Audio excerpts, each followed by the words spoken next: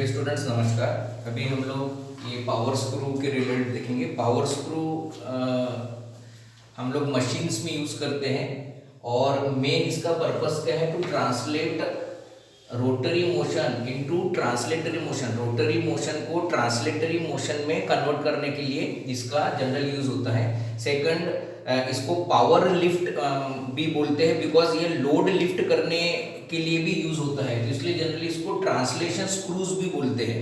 जैसा अभी for example आपने अगर लेथ मशीन में देखा होगा तो जैसा एक टेल स्टॉक, एक स्पिंडल रहता है, ठीक है। स्पिंडल में जॉब फिक्स करते हैं हम लोग और एक टूल पोस्ट रहता है। तो जॉब अपने जगह पे रोटेट होता है और टूल पोस्ट को हम लोग टुवर्ड्स दी जॉब लेके जाते हैं फॉर प्रोसेसिंग, है ना। उसको अगर आपको मटेरियल सुपर फिनिशिंग करना है या मटेरियल रिमूव करना है तो टूल पोस्ट को हम लोग टुवर्ड्स दी जॉब लेके जाते हैं। तो आप एक नॉब से उसको रोटेट करते हो तो वहां पर आपको दिखाएंगे लीड स्क्रू लगा रहता है। वो लीड स्क्रू के अकॉर्डिंग, लीड स्क्रू तो रोटेट होता है बट उसके कारण टूल पोस्ट जो है वो ट्रांसलेटरी मोशन परफॉर्म करता है और हम लोग उसको वो जॉब के पास ले जा सकते हैं या वर्क पीस के पास लेके जा सकते हैं। तो ये जो पावर स्क्रू है ये एज ए लीड स्क्रू हम लोग यूज करते हैं इन लेथ मशीन्स। सेकेंडली आप देखेंगे कि ये स्क्रू जैक करके भी उसको यूज करते हैं, मींस व्हीकल्स को, टू व्हीलर्स अपना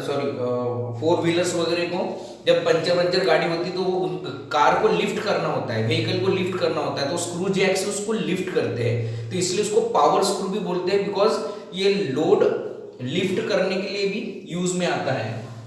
आप देखेंगे पावर स्क्रू इन बेंच वाइज, अगर आपने कारपेंट्री वाइज देखा होगा या फिटिंग में वाइज देखा होगा तो एक वाइज में क्या रहता है कि एक जॉ जो है वो फिक्स रहता है और दूसरा जॉ जो है वो मूवेबल रहता है। दूसरा जॉ मूवेबल कैसा होता है, आप हैंडल से उसको मूव करते हैं बट उसको वहां पर स्क्रू जैक लगा रहता है यहाँ पर। जैसा लेट इट बी, अगर आप देखेंगे कि ये एक जॉ है, ये एक जॉ फिक्स है और दूसरा एक जॉ है, दूसरा एक जॉ ये मूवेबल रहता है। तो यहां पर इनसाइड अगर आप देखेंगे तो यहां पर ऐसा एक प्लेट लगा रहता और यहां पर वो स्क्रू, पावर स्क्रू लगा रहता है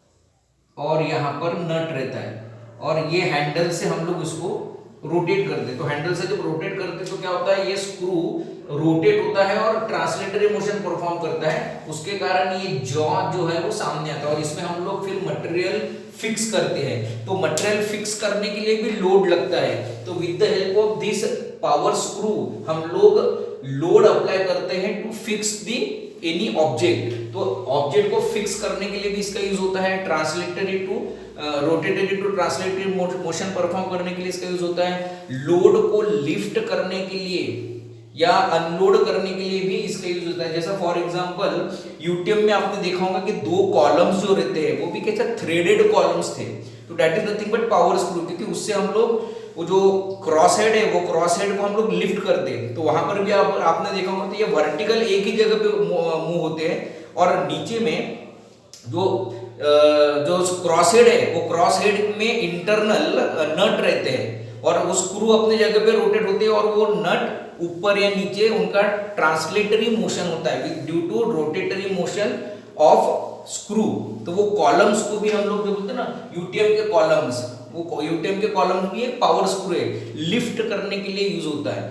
तो यहां पर इन शॉर्ट आपको देखना है कि पावर स्क्रू को हम लोग ट्रांसलेटरी स्क्रू भी बोलते हैं क्योंकि वो रोटरी मोशन को ट्रांसलेटरी मोशन में कन्वर्ट करते हैं।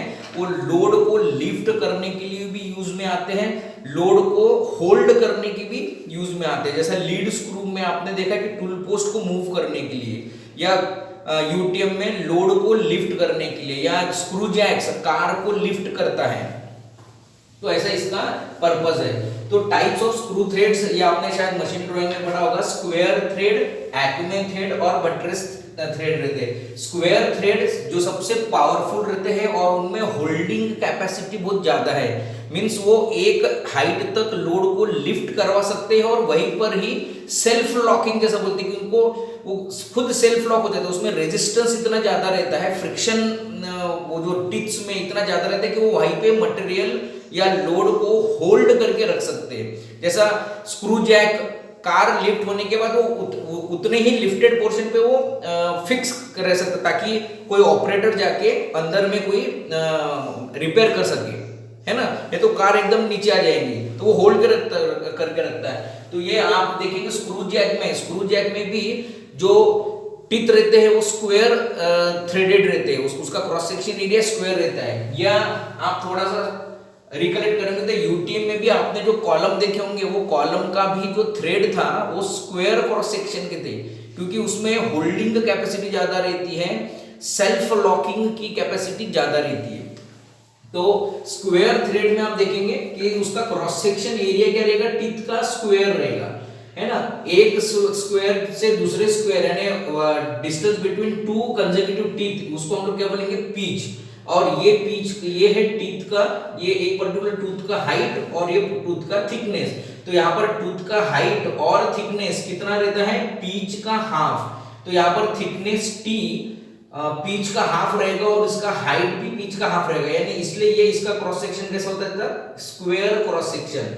स्क्वायर थ्रेड्स होल्डिंग कैपेसिटी बहुत स्ट्रांग रहती है, इसलिए ये स्क्रू जैक्स और यूटीएम के कॉलम्स के लिए इसका यूज करते हैं। इसमें हाइट और थिकनेस इसका हाफ ऑफ द पिच रहता है। सेकंड, एक्मे थ्रेड्स, ये जो टूल एप्लीकेशंस के लिए टूल होल्डर्स, छोटे छोटे टूल होल्डर्स वगैरह रहते हैं, जैसा हम लोग ये बेंच वाइज में बोलेंगे, वहां पर ये थ्रेड यूज होते हैं, एक्मे थ्रेड्स। इसमें आप देखेंगे कि इसका क्रॉस सेक्शन एरिया जो है ट्रेपेजॉइडल रहता है। इधर इसका क्रॉस सेक्शन एरिया कैसा है, स्क्वायर, इसका क्रॉस सेक्शन एरिया कैसा है, ट्रेपेजॉइडल, ठीक है।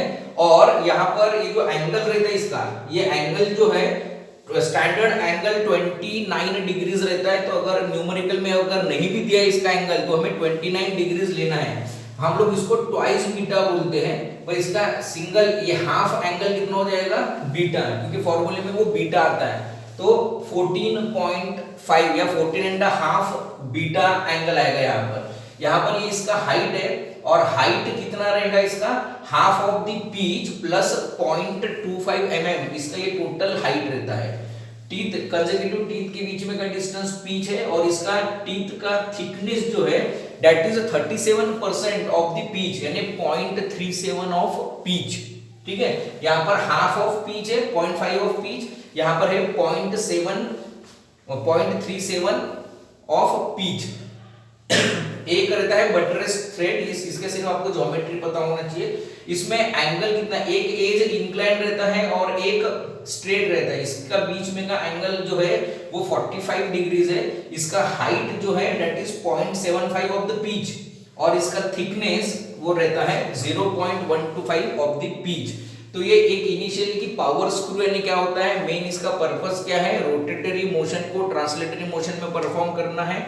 और वो भी क्यों rotatory motion into translatory motion, to hold any weighted object या to lift the object, to unload the object, ये सब इनका पर्पस है, ठीक है। तो इसका एप्लीकेशंस अगर आप देखेंगे तो lead screw in the lathe, power columns हम लोग बोल सकते हैं in UTM, screw jacks to lift the vehicles, और टूल एप्लीकेशंस के लिए पावर स्क्रू का यूज होता है। नेक्स्ट इसमें हम लोग इसके पूरे टर्मिनोलॉजीज देखेंगे और डिजाइन स्टेप्स देखेंगे। धन्यवाद।